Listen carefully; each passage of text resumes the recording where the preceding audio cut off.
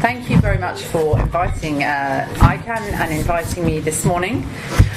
For those of you who don't know me, which is quite a lot of you looking around the room, my name is Sally Costerton, and I lead what we call stakeholder engagement at ICANN, which seems to mean different things in different organisations. So just for clarification, inside ICANN, we mean literally engagement with our stakeholders. So it's quite a busy job. We have a lot of different stakeholders. Typically, we tend to think of them in the same way as the Internet's governance world describes them. Our technical community, ICANN, of course, is a technical organisation.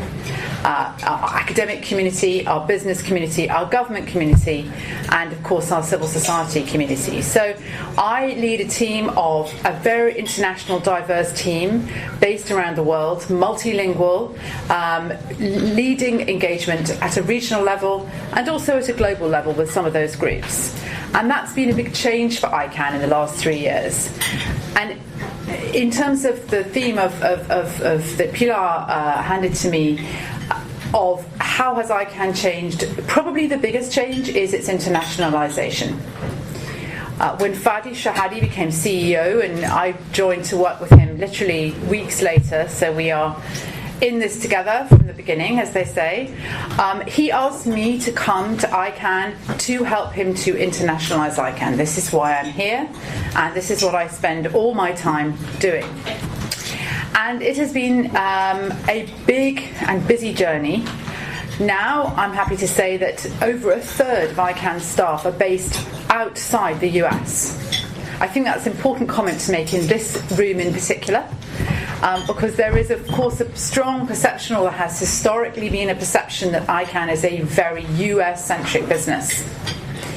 And indeed, it is the US nature, or the historic US nature of ICANN, but to some extent has led to the decision by the US government to hand over the oversight of the IANA function to the multi-stakeholder model. And that is the process that we are going through right now. And I'll tell you a little bit more about that in a minute.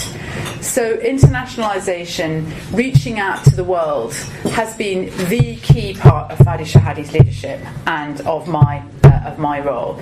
So I hope that you will participate in a lively debate this morning. But also, I would invite each and every one of you who does not participate in ICANN right now, go to our website, follow us on Twitter, join our Facebook page, subscribe to a newsletter. If you feel really brave, come to a meeting. We'd love to have you.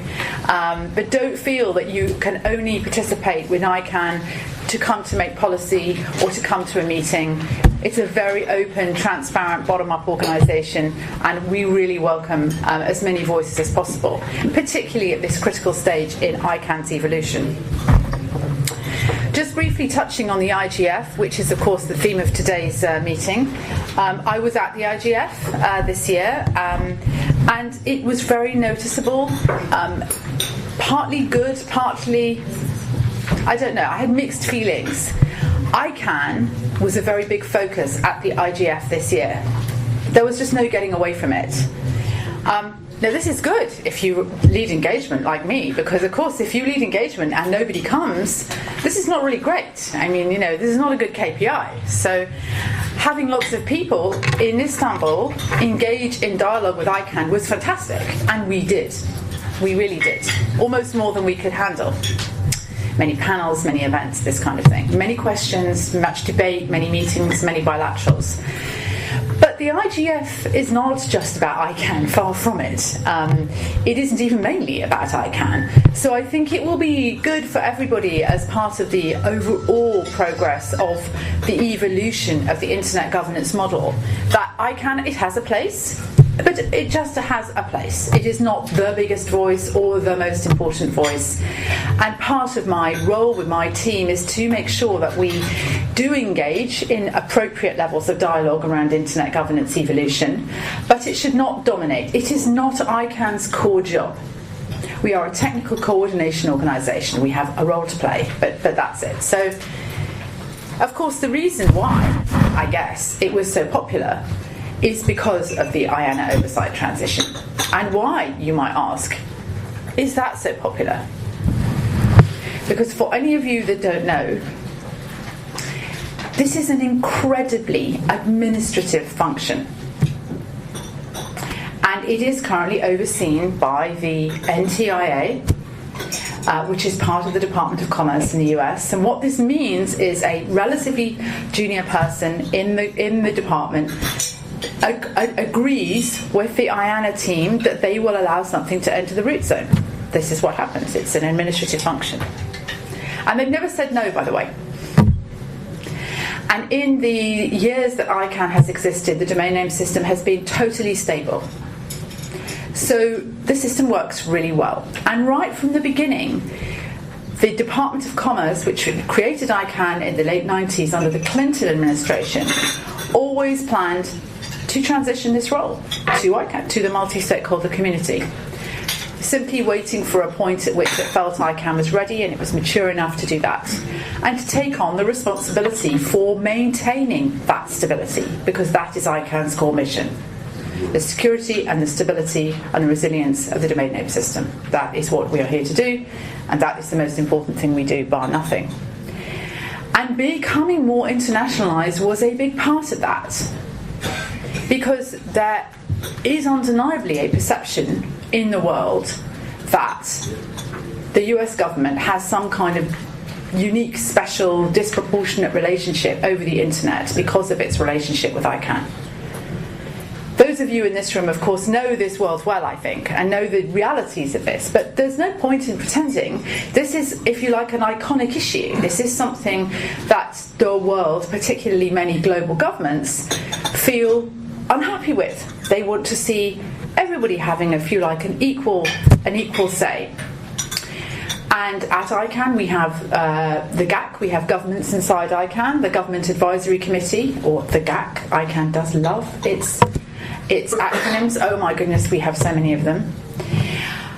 So we're unique in that respect, because governments are already at ICANN. I think over, Andrea, am I right, something like 130 governments now at ICANN, so very substantial, and more coming every year. So governments already have their voice, and this is why this is the process we're going through at the moment to try to make this happen. And the US government have been very brave, very bold in their decision to say, okay, world, now we want you to come to us with proposals that show us that you know how to do this. Now you might say, well, what does that mean? How will we know? And at one level, the answer is, it's up to the community. And we say this sometimes at ICANN, and people criticise us and say, oh, well, it's up to the community. Does that mean that, you're not going to participate in this process? You're just throwing it over the fence. And let me tell you what we're doing. So we have a global process in place which is very active right now and gathering input. And one of the things that the NTIA made very clear, that Larry Strickling made very clear, was that this input should be as global as possible, from as many different voices as was possible. Now, one of the challenges with this, and I suspect many of you in this room understand this, is that what ICANN does is quite technical. It isn't easy or obvious for the man in the street to understand how the domain name system works and why he should worry about it or she should worry about it. What impact does it have on their lives as a thing in its own right, let alone who governs it and who signs off on whether or not something goes into the root zone. This is something quite specialist. So a big effort is required from all of us in the internet community to do everything we can to bring those wider voices to the table, because they won't all necessarily come of their own volition, not because they don't want to, but because they don't understand what's in it for them, why it's relevant. So engagement and communications, not just from ICANN in the terms of the staff, but absolutely from the wider community and the wider internet community. Many affected parties here, the IETF, what we call the I-stars, the RIRs. I think you're familiar with this terminology.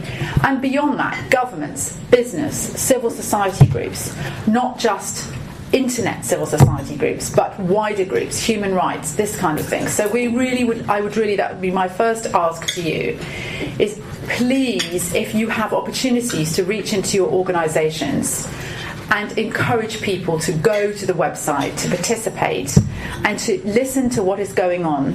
The meetings are being web streamed, and I'll explain that in a second. Please do that, because everybody's voice needs to be heard, and it's a big task. Now, at the same time as the IANA oversight transition process dialogue is taking place, ICANN has also launched, kind of in parallel alongside, its own accountability review. Now, this is the third time that ICANN has done this in its lifetime. So this is not a new thing for ICANN. It is an organisation that is very, very conscious of the need to improve itself. It's a very young organisation. I mean, the internet is young. ICANN is only a teenager, 15 years old. And I can just tell you, I'm very glad I don't have teenagers anymore. Mine are older than that now. So we all know teenagers, yeah? Most of us do. We've all been a teenager. And ICANN has many of the issues of a teenager. It is a growing organisation. It is flexing. It is learning. It is adding new people, new ideas. And now that this oversight transition debate is happening, it is a much more high-profile organisation than it has been in the past. So this also brings pressures and expectations. Now, the two public dialogues are, dialogue one is the IANA oversight transition conversation or dialogue, and this is being coordinated by the IANA Stewardship Coordination Group, which we're calling the ICG, and this group has been selected in a completely bottom-up way. It is representative of all the stakeholder groups and by regionally as well. So it is the best that the community can do to put together a truly representative group to coordinate the inputs. And once the proposals are received, which is the deadline is the 15th of January, they will coordinate the drafting of a final proposal, which will go to the ICANN board and ultimately back to the NTIA. Now, those of you who are interested in this, and I assume you are or you wouldn't be at this breakfast, will know that one of the primary conditions that the NTIA have placed on this proposal is that it must show that ICANN cannot be captured in the future by any single interest group, not just any government, although it's very specific on the subject of governments, but any single interest group. That includes business. It includes all other stakeholder groups. So that's one criteria. Another key one is that it is multi-stakeholder. It is bottom-up. So there are others, but those are probably the most important, I think. And the ICG group will be looking at those proposals over the next few weeks with a view to coordinating a response and bringing it back to the board, the ICANN board, for sign-off. Now, let me touch on to finish that, the target, to get the target date. It's a little bit, flexible. It's not fixed in stone. But the target time to get the proposal back to the NTIA is about the middle of June. So this is a reasonably tight timetable. And part of the reason the deadlines are fairly early, because September is the date at which the contract as it exists at the moment elapses, although it could be renewed, as I'm sure you all know, is because we need consultation time. This is a bottom-up process. So we can't just do things in a few days. We have to have time for those proposals to go out, to participate, for public comment to happen, to come back, for things to evolve. So we have to balance the need to recognise that there is an opportunity presented by the deadline of the elapsing of the contract, whilst maintaining the very best bottom-up multi-stakeholder process. And ultimately, and Fadi has said this in public and on the record, and I will say it again, the priority is the community does this well and it does it together. That's the most important thing, not necessarily the deadline. So I think it's important to make that point very clear. Now, during the many discussions that have already happened around this subject, much has been said about, well, how accountable is ICANN? Are we confident that this is a good future destination, if you will, for this oversight? And that's why the process was kicked off in parallel. So they're not exactly the same. They're not being run in exactly the same way with the same group, but they are clearly interdependent, because it is clearly raises a big question about how confident and comfortable should the world be. Now, as I said earlier, and Larry Strickling has also said this, and he said it at the IGF in a large community event, the system works. The domain name system is stable, it hasn't failed. The multi-stakeholder model has been very successful at ICANN, as it has been in the wider internet governance environment. However, as we move forward, this latest accountability track is making sure that it is fit for purpose for the future. So we've launched a public dialogue on the broader discussion of how to strengthen ICANN's accountability, and a community-based, bottom-up, multi-stakeholder accountability working group is being set up right now. So my primary request, and I think I should finish my comments here, is please participate. If you go to the ICANN.org website, you will find all the relevant links. You go to the ICG website, they have their own website. The meetings are being web streamed. There is plenty of opportunity, I hope, to participate. If you have a problem with that, let me know. And you can have my details. If anybody would like to come and get my card afterwards, please do. It's very important to ICANN that this process is effective and that everybody has access. So I hope that's helpful. Thank you very much for inviting me to come along. And I know that we will be talking about wider internet governance issues, but I also know that probably the priority from ICANN was to update you on that process. So happy to take other questions later. Thank you very much.